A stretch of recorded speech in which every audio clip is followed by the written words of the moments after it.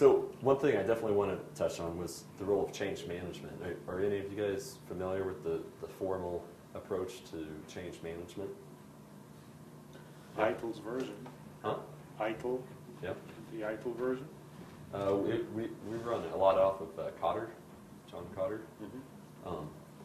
So basically why change management is important, and it often gets overlooked or sort of shortcutted, but we've really found it important in terms of if it's sustainability business solutions or if it's sustainability technical design solutions and so forth. It's really instrumental in addressing for the organization. Basically, and it's relatively fundamental, but it just needs some emphasis and some attention to carry it through, to make sure that changes are implemented properly in a way that makes sense, in a way that's effective and efficient, and that they're lasting as appropriate. So current state being anchored by a strategic vision or strategic intent that we help to formulate both with staff as well as leaders. If it's a utility leader, or if it's executive leaders at a industry and so forth. But basically there's organizational transformation, where the organization needs to go, but then all the individual components that need to come along with that and help to lead it and drive it. And who are you saying, John? John Cotter.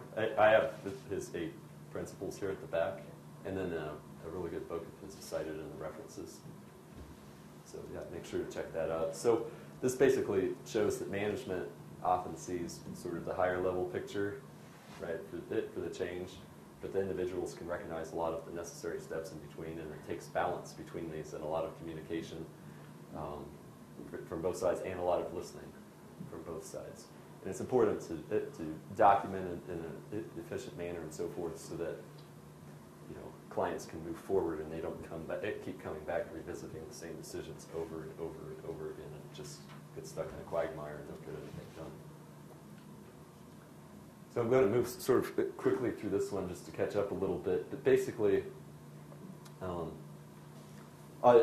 here on the left axis, you have basically the triple bottom line components: the economic, the environmental, the social components of sustainability. And here you have your different company, hopefully not silos, but different departments and sections and so forth. And maybe originally, say, production was responsible in terms of what we think of for sustainability in terms of materials or meeting regulations, discharge of processed wastewater or such, and looking at some of the fair work practices and so forth. But now it's much sustainability, that there's a need, there's a business case for it to be much more spread across the organization.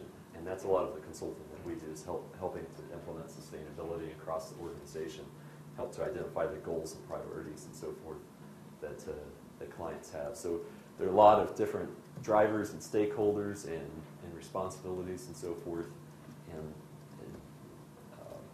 it's just important to put those all together correctly. So the last slide on change management, talking about the drivers and so forth. Well, this is sort of a fundamental slide as well. You can either be, an organization, individuals can either be reactive in terms of addressing sustainability, waiting for the regulations to get into place, maybe managing their assets only and planning their huge physical infrastructure out like 5 years or so forth, but they really need to plan out farther and be proactive.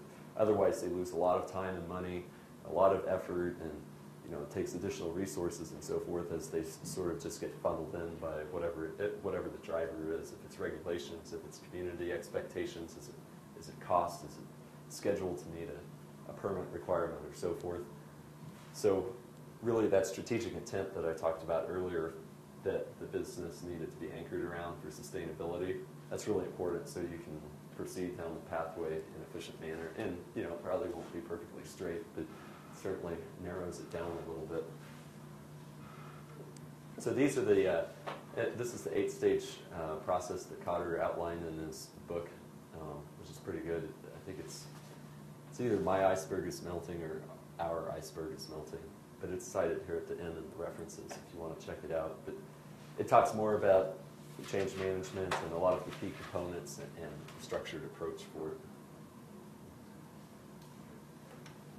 And I think we've sort of talked about the asset management, but basically, you know, this is an extreme case. This is the Minneapolis I-35 bridge that collapsed, that wasn't managed very well, and then the pumping station here in Denver that caused the transient event in the pipeline that made it burst under I-25 and shut down I-25 last year. That's another perfect example.